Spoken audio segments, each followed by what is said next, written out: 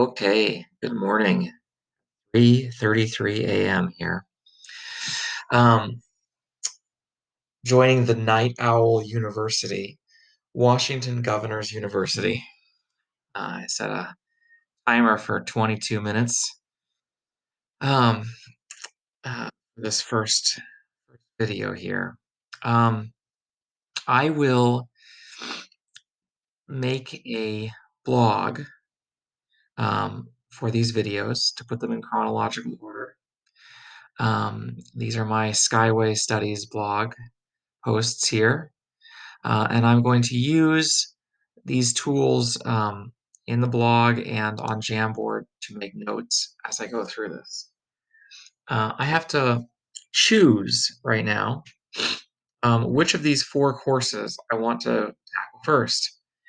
Trigonometry and Precalculus, College Geometry, Calculus 1, Mathematics Learning and Teaching Orientation. Okay, so it's really time to tackle trigonometry and precalculus again. I have taken this before in life in different ways. Got I think an A minus in precalculus a very long time ago, over 20 years ago, when I was first in college. I didn't really get it that much in terms of, you know, I don't know, I'm just always a little dissatisfied on my understanding of trigonometric functions, sine, cosine, tangent. What really bothered me when I first started doing these things with advanced calculators was not really knowing how the calculator was getting the answer to some of these things. And up to this point in math, I'd always been able to do everything without a calculator. So this kind of nagging question continues in my mind of how does the calculator calculate um, these functions? So I'm gonna start with that um, nagging question that I start with. How do calculators calculate uh, tr trigonometric trigonometric ergometric trigonometric? Am I spelling trigonometric correctly? See, go here.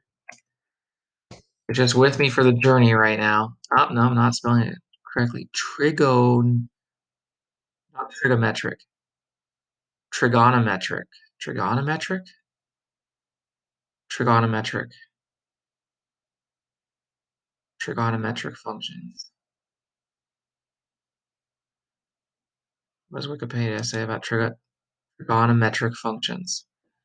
Yep, this is it. Okay, here's the unit circle. Dun, dun, dun! The unit circle. Okay. Um, so trigonomet how do I pronunciation. All right, so this is important. Be a math teacher, I better know how to pronounce this thing correctly. Pronounce trigonometric.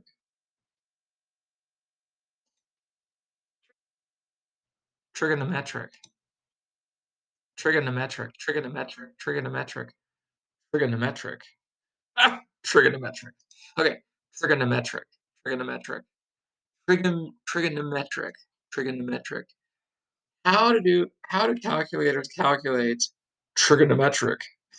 Trigo, trigonometric. Trigonometric functions. Okay. This is the nagging question I start with. How do calculators calculate trigonometric functions? How did people calculate these things um, or calculators existed? Like, that's a big deal. Like, and I could Google some of these things like right now. Like, and let's just see. I'm not gonna watch a video on it right now. Let's just like see. What does it say? Yeah, like how does a calculator find the sine of an angle? Calculators don't actually use the Taylor series? What is the Taylor series? But the quartic algorithm to find the values of trigonometric functions. The quartic algorithm is based on thinking of the angle as a phase of a complex number in the complex plane and then rotating the complex number by multiplying it by a succession of constant values. Um,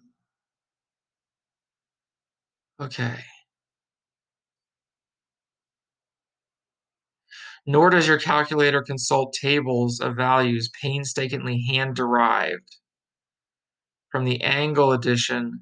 So there are ways. There are ways. They're painstakingly hand-derived. So there are ways, and they used to create tables before they had calculators.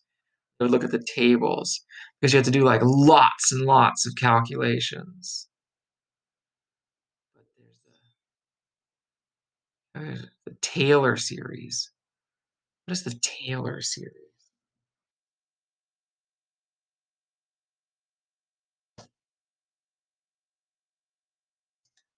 Taylor series. In mathematics, the Taylor series of a function is an infinite sum of terms that are expressed in terms of the function's derivatives at a single point. For most common functions, the function and the sum of its Taylor series are equal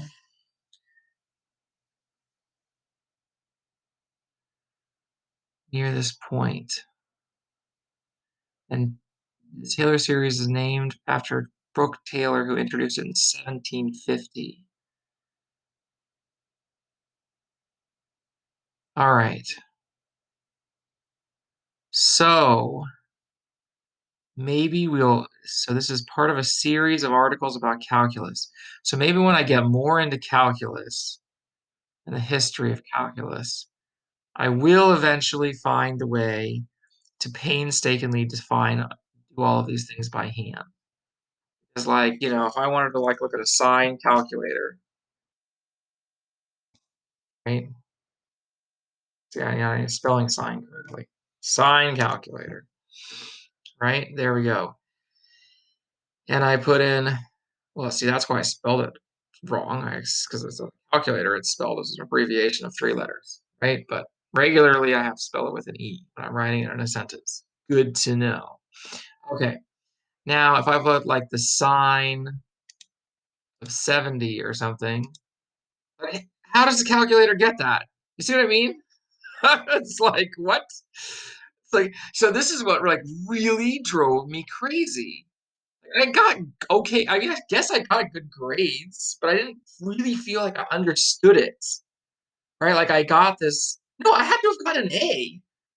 I feel like I should have gotten an A minus because I didn't understand it. But actually, I remember now that year in college, I got straight A's. I had a 4.0. So I actually took precalculus already in college, and I got an A long time ago. But I was like, that just this just drove me absolutely crazy. Like put into the calculator sine 70 and get like some number with all of these digits? Like how? Okay, well, back when I took um precalculus in 1996, my first year in college. Um there wasn't this there we didn't have Wikipedia and things to look these up. So I've kind of had this like nagging question here for a long time. But now at least as I go back to this now, I have Wikipedia and I can kind of see the light at the end of the tunnel. someday I will know how to painstakingly derive all of these things by hand. And hopefully, okay, here's the point. Like, hopefully, when you're using a calculator, you want to see an answer where it's like, oh yeah, that sounds like it's about right.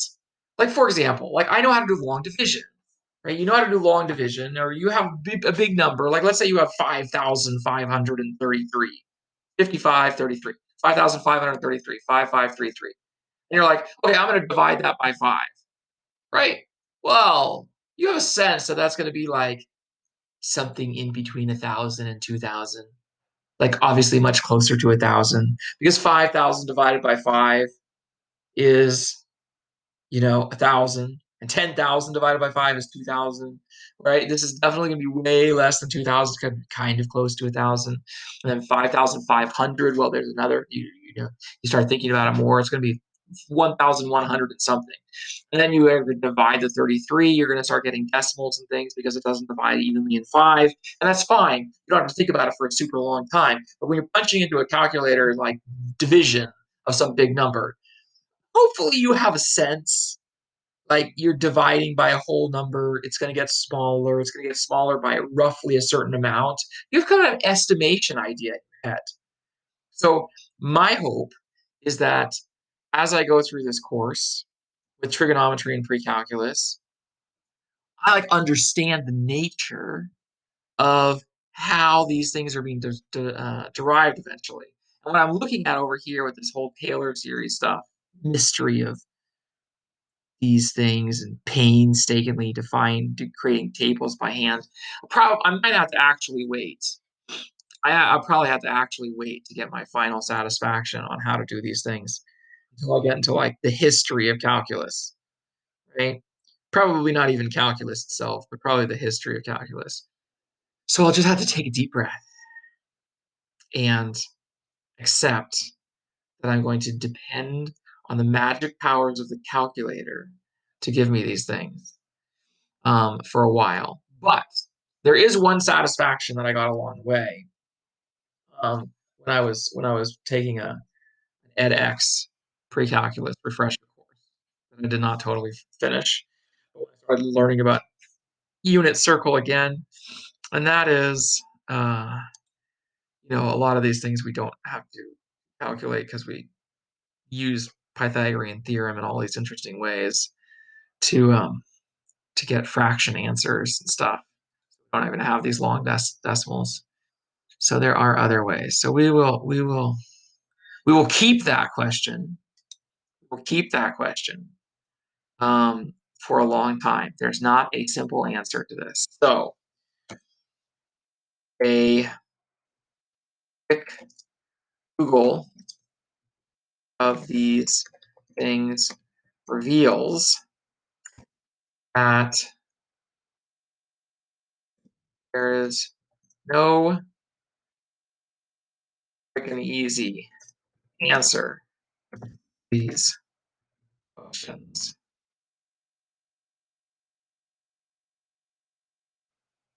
I will probably have to wait until I get into the history of calculus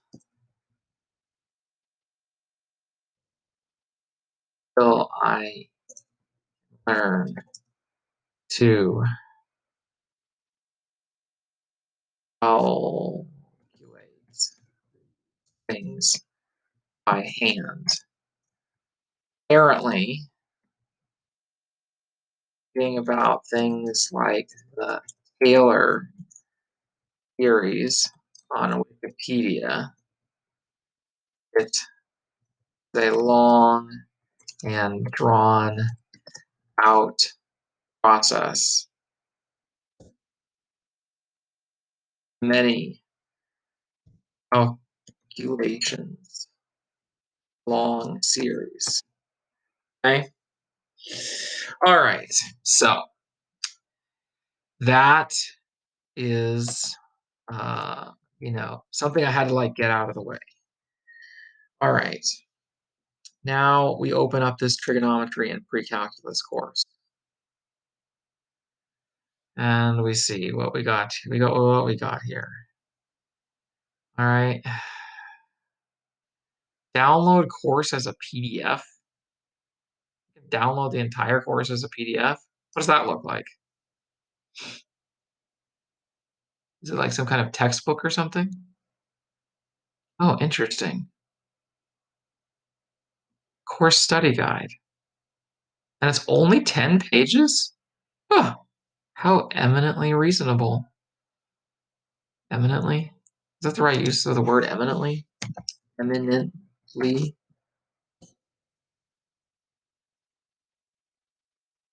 Very eminently. Do I really mean eminently or do I mean utterly? I don't mean very and obviously. Very and obviously. Very, very well. I don't want to use the word eminently. How utterly reasonable. Okay. Eminence, like this idea of notable. No. I like distinguished, notable. No, utterly reasonable. Completely reasonable. How surprisingly reasonable.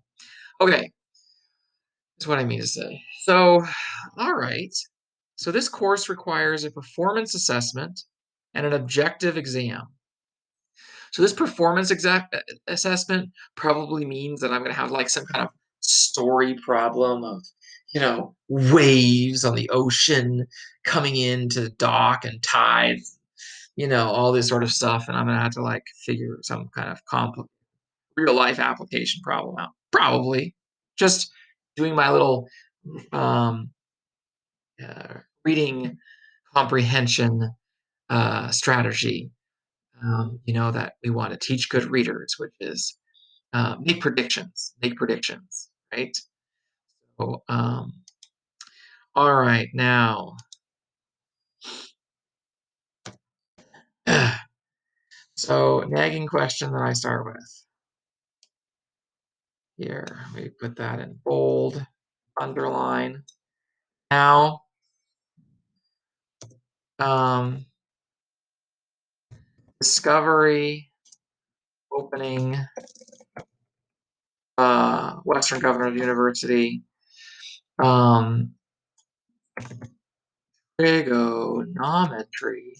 Trigonometric functions. Practicing the word trigonometric functions, trigonometry, and pre-calculus. Discovery opening. Wow. The PDF download of the course is only 10 pages. I think I can maybe look over all of these 10 pages this morning. Okay, right? It's only 3:51 a.m. All right, so maybe that's what I will do. Maybe this is a natural stopping point now. And I'm encouraged to have discovered this PDF download. Because just like looking at all of this stuff earlier, I just don't really understand. I don't know. And then there's this next down here. When I went through an orientation course first. The orientation course, I just kind of like, I don't know, I just never really had a sense of where it began or where it ended. And I don't know, this PDF, I find this PDF very comforting. So good. I will now see if this video recorded. Let's see. Your desktop is being recorded. Let's see if I hit the stop button, it'll probably stop. We'll find out.